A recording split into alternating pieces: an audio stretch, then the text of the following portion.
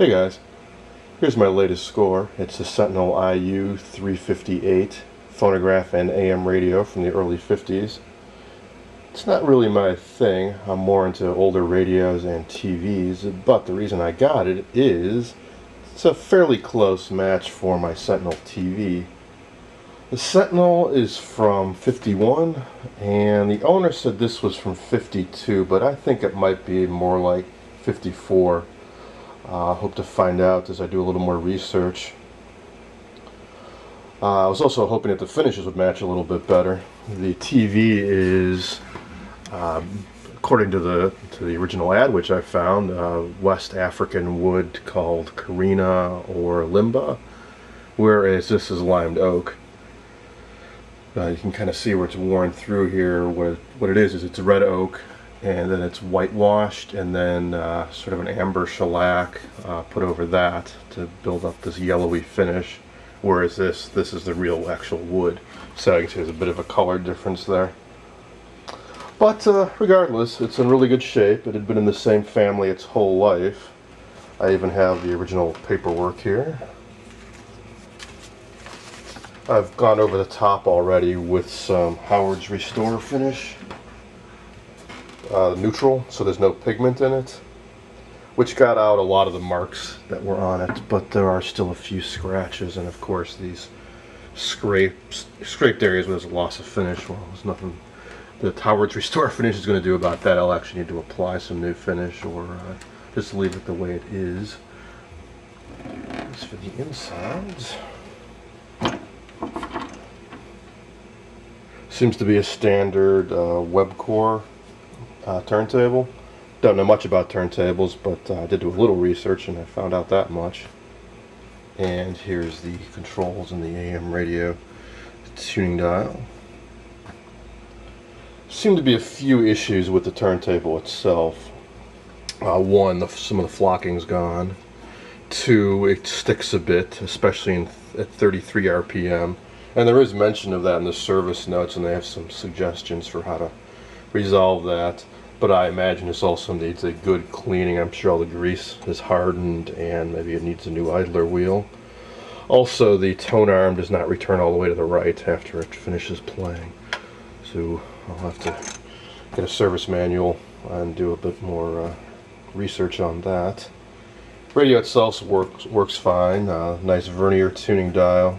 By that I mean, for each rotation of the inner dial, you get a fractional rotation on the outer dial. Makes it easier to tune in on a station.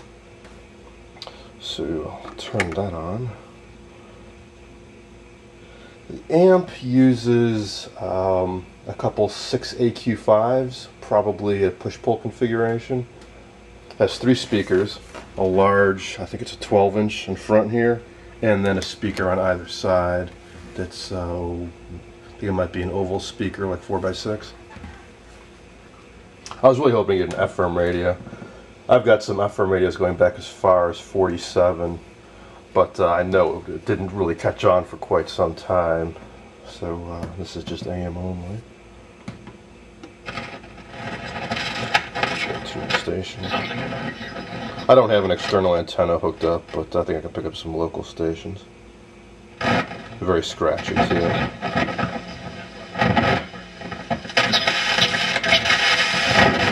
Definitely need to clean those controls.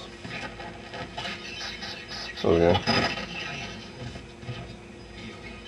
Insurance plans accepted.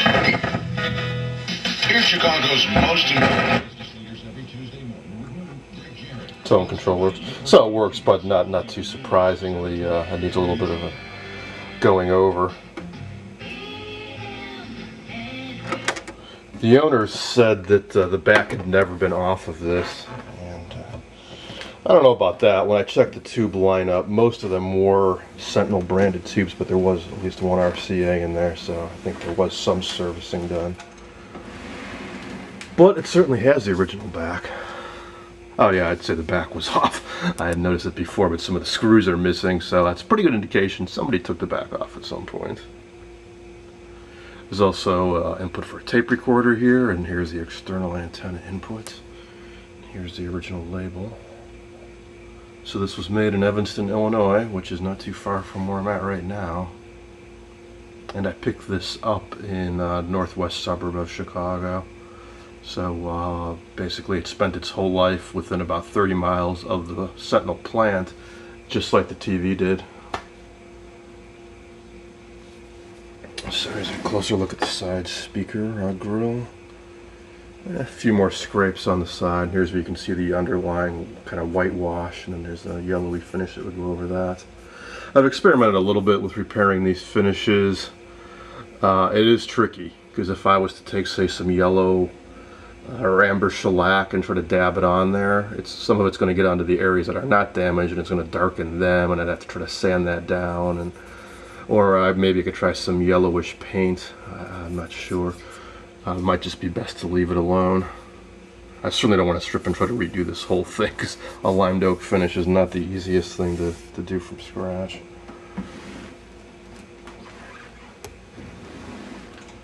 So I'll dig out an LP. I haven't actually played one in a while. I used to be big into vinyl in the 80s, and I still have a few hundred LPs, but I haven't had a functioning turntable in quite some time.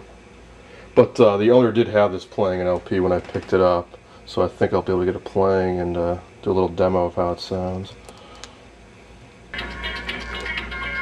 I pulled out an old beat-up Talking Heads LP for a little test, and it's not playing so great. I'm sure it needs a new needle, needs to be balanced, the speed's off a bit and all that. Well, luckily this is a really common model turntable, so I don't think I'll have too much trouble servicing it and possibly even replacing it. See, the return mechanism doesn't work so great. Like I said, the motor gets stuck. And very scratchy controls. But considering I haven't done anything to it yet, I'm not really disappointed. I'll flip this on its side and give you a peek inside, and you can see it's very, very clean. A few clips and then the wiring bundle. So I'll do a little research, get some servicing tips online, pop that out, and see about cleaning up the idler wheel and various bearing points and whatnot, see if it works any better. Also want to see about getting a new needle for it so I don't ruin any of my better LPs.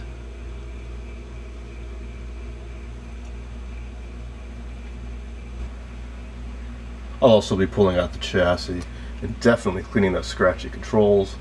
I'll test the tubes, replace any that are weak, and do a recap, and I think it will sound a heck of a lot better after I do that. Hope you enjoyed this quick little video on the Sentinel IU-358 phonograph and AM radio.